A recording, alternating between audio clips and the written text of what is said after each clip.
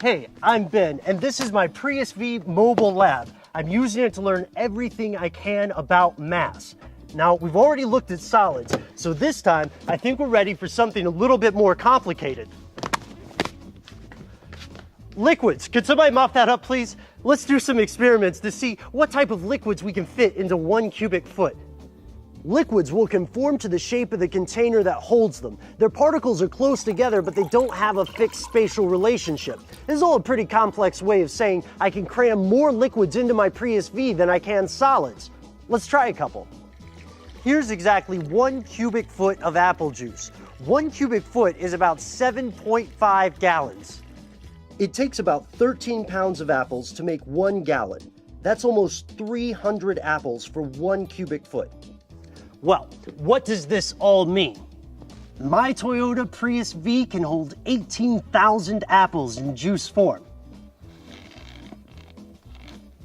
But what if I get tired of apple juice? Here's exactly 1 cubic foot of water.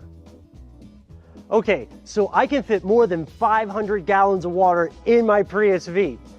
Hang on. Okay guys, turn it on. I guess you're gonna have to trust me on that one.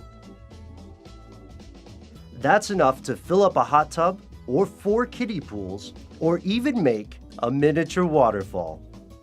Let's look at another liquid. Since we're in a mobile lab, we'll need gasoline to drive this thing around. Now, if we were to fill the Prius V entirely with fuel, we'd have over 500 gallons.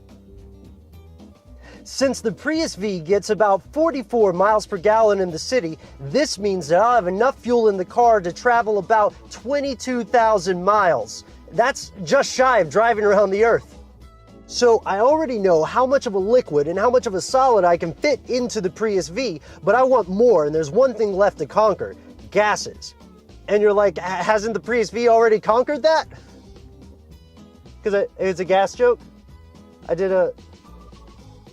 Okay, all right.